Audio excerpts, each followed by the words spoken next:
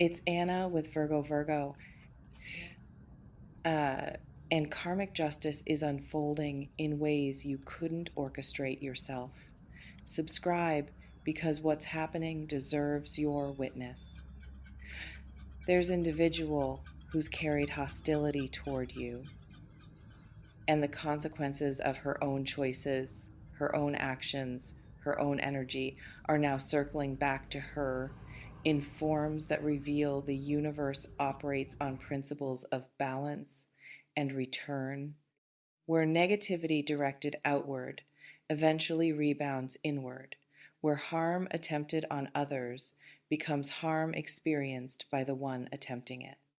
This isn't you causing her suffering through revenge or retaliation. This isn't you needing to do anything to create her downfall.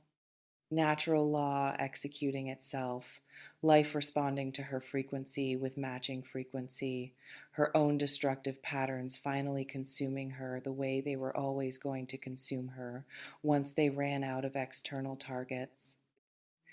You're simply positioned to observe what happens when someone who operates from hatred discovers that hatred is poison the poisoner drinks first. And the witnessing aspect, that's significant because often people who harm us never face visible consequences. Often they seem to prosper while we suffer from their actions. Often justice feels absent, making us question whether being decent even matters. But this time you get to see it. This time the scales balance in ways you can observe. This time the person who wished you ill experiences her own ill in ways that prove to you viscerally that what goes around actually does come around. In the particular satisfaction of watching someone's negativity backfire on them is less than hash zero. 5 hashes greater than, there's validation that feels different from other kinds of validation, confirmation that the universe isn't random or unjust, evidence that maintaining your integrity while she attacked yours was correct choice, even when it felt foolish, proof that her apparent success while being a terrible person was temporary state, not permanent reality. Her punishment, which is really just natural consequence, teaches you that doing right eventually prevails over doing wrong. Let me illuminate what dynamics might be creating this karmic return. In the mechanics of how negativity returns to its source, several patterns consistently appear. People operating from hatred often create enemies through their behavior, building roster of people who eventually stop tolerating the abuse, burning bridges they later need to cross, alienating support systems they eventually require. The consequences aren't divine punishment. They're practical outcomes of treating people badly until no one wants to help you when help becomes necessary. Your antagonist's situation likely reflects exactly this self created isolation. She's been hostile not just to you, but to others in her sphere. She's been burning goodwill she didn't realize she would need. She's been damaging relationships that would have sustained her if she'd maintained them with basic decency. Mm. Now, circumstances have shifted, requiring support or assistance or grace from people she's alienated, and she's discovering that being awful to everyone means being alone when aloneness becomes dangerous. Notice if you're hearing through networks that she's facing difficulties where her previous bad behavior has eliminated her options, where people who could help her are choosing not to because of how she treated them, where doors are closed because she slammed them herself, where she's reaping exactly what she sowed in forms that teach lessons she refused to learn through gentler feedback. Some karmic returns are professional, her unethical behavior or toxic energy finally catching up in workplace, reputation she built through nastiness, preventing advancement or causing termination, people she undermined finally getting opportunity to not recommend her or not support her when their recommendation or support would matter. Professional karma is especially visible because work contexts eventually expose who people really are underneath their performance. You might be observing exactly this kind of career consequence, where her inability to collaborate, or her tendency to sabotage, or her habit of credit stealing has finally created professional consequences she can't escape, where the network she needed to succeed has blacklisted her based on accumulated experiences, where being skilled but terrible means being unemployable or stuck because nobody wants to work with her despite her capabilities. Others are relational, people leaving her because being around her toxicity becomes unbearable, partners discovering her patterns and choosing to exit, friends realizing the friendship is one-sided, draining dynamic they're done enabling. Relational consequences often arrive later, but cut deeper because they reveal that being alone is direct result of how she treated people when she had them. The punishment is living with herself and the wasteland she created around herself through her own behavior. This reflection invites you to consider what form of consequence would feel most like justice to you given what she did. Let me clarify what punishment to the end suggests about severity and duration. To the end implies consequences that don't resolve quickly, that aren't temporary setbacks she bounces back from, that represent sustained difficulty matching sustained negativity she expressed. This isn't minor inconvenience teaching small lesson. This is substantial hardship that fundamentally changes her circumstances or her understanding in ways that mark her permanently. In the severity of consequences matching severity of offense, there's proportionality at work. The universe isn't cruel, but it is just. The return matches the sending in intensity and duration. Someone who casually annoyed you experiences casual annoyance in return. Someone who deeply betrayed you experiences deep betrayal. Someone who persistently attacked you experiences persistent attacks from life itself. Her punishment, being described as extending to the end, suggests her offense against you was substantial enough to warrant proportional response. It's essential you examine your own feelings about witnessing her suffering. Some part of you likely feels satisfaction, which is natural human response to seeing justice enacted, but another part of you might feel discomfort with the satisfaction, might worry that enjoying her pain makes you like her, might question whether you should feel compassion instead. Both responses are valid. You can simultaneously recognize she's experiencing appropriate consequences while also having complex feelings about watching someone suffer, regardless of their deservingness. Some people who hated you and now face consequences will never connect their suffering to their behavior toward you. They'll blame external circumstances, they'll play victim, they'll rage at injustice without recognizing they created the injustice through their own actions. These people don't learn from their punishment, they just become bitter about it, which adds bitterness to their suffering without adding wisdom. You might be watching exactly this kind of unrepentant suffering where she faces consequences but takes no responsibility, where she experiences hardship but learns nothing, where punishment teaches her nothing except that life is unfair to her specifically. This kind of watching can feel unsatisfying because you want the suffering to create growth, but it just creates more victimhood. You want her to recognize what she did, but she only recognizes what's being done to her. Others eventually do connect their current suffering to their past behavior. They have a moment of recognition where they see that how they treated people has created how they're being treated now, where they understand that their isolation is self-created, where they grasp that what they're experiencing is echo of what they put out. These awakenings sometimes lead to genuine transformation, sometimes just to performative apology, but at minimum, they involve admission of causation. This reflection invites you to consider: would you prefer she learns from her consequences, or would you prefer she simply suffers without learning? Let me address what you should do with awareness that her punishment is unfolding. Observe without gloating publicly. Your satisfaction can be private without needing to be advertised.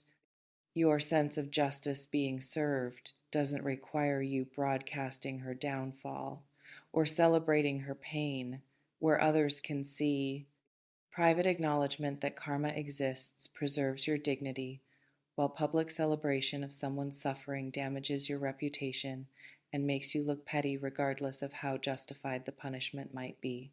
In the wisdom of watching karma work without interfering, you let natural consequences unfold without adding your own vengeance or commentary.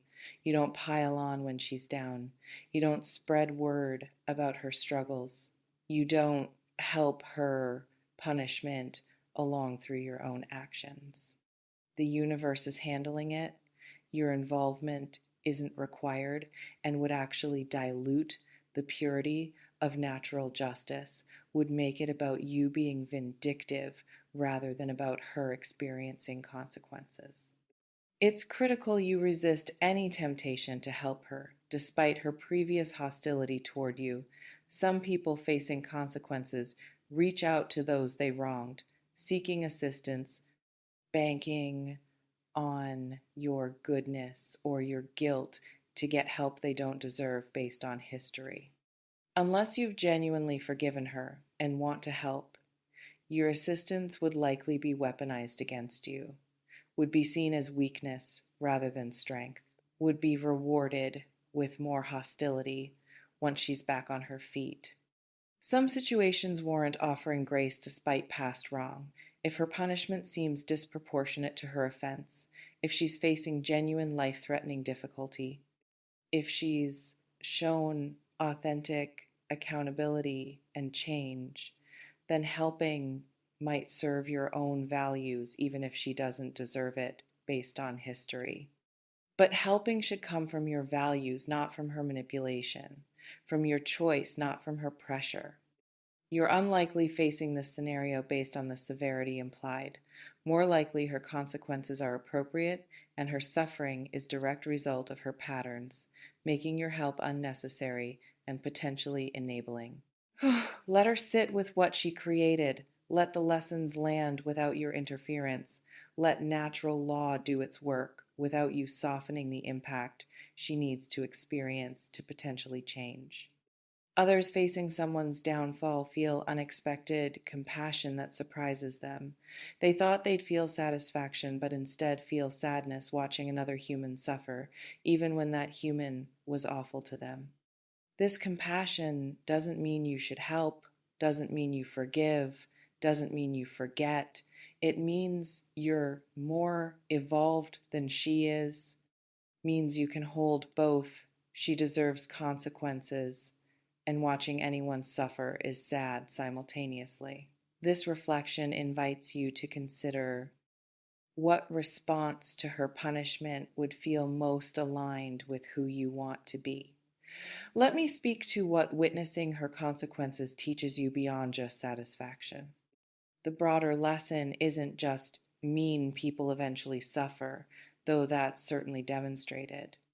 The deeper teaching is that maintaining your integrity through difficulty eventually proves itself worthwhile, that refusing to descend to her level preserved you from the fate she's now experiencing, that your choice to handle her hostility with dignity rather than matching hostility protected you from creating the same karmic debt she's now paying, in the validation of your choices through contrast with her consequences. You see clearly that taking high road wasn't weakness or naivety, it was strategic wisdom. You avoided creating the very problems she's now drowning in by refusing to fight fire with fire. Her punishment isn't just consequence for her, it's confirmation for you that doing right matters even when right seems to lose in short term. It's important you internalize this lesson for future encounters with difficult people. Her downfall teaches you that you don't need to personally punish those who wrong you, that life itself handles the balancing, that your energy is better spent moving forward than seeking revenge. This knowledge frees you from feeling responsible for making bad people face consequences, frees you to simply remove yourself and let natural law operate. Some people witnessing enemies' downfall become obsessed with watching every detail. They track the continuing saga. They check in regularly to see how much worse it's gotten. They derive ongoing satisfaction from each new difficulty. This becomes its own trap, keeping you energetically tied to someone you should be releasing, preventing you from fully moving forward because you're still looking backward at her suffering. You might be tempted toward exactly this kind of ongoing surveillance, wanting to know every detail of her punishment, following the story as it unfolds. Better to note that karma exists. Feel the satisfaction of knowing justice arrived. Then redirect your attention to your own life rather than staying invested in her downfall. Her consequences are hers to experience. Your freedom is yours to claim through letting go even of the satisfaction of watching. This reflection invites you to consider, after acknowledging that consequences have arrived, can you release your attention from her situation and refocus on your own growth? You will witness the punishment of the woman who hates you to the end. Her negativity is returning to her as consequences she cannot escape. Natural law is balancing accounts without requiring your involvement. Karmic justice is demonstrating itself in forms visible to you, confirming that hatred directed outward eventually destroys the one directing it. Her downfall isn't your doing, it's her own creation through accumulated choices and patterns finally consuming her. And your practice is observing without gloating, feeling satisfaction without becoming vindictive, learning the broader lessons about integrity and karma without staying fixated on her suffering. Let the consequences teach you that maintaining your character was correct path. Let her punishment free you from feeling responsible for punishing those who wrong you.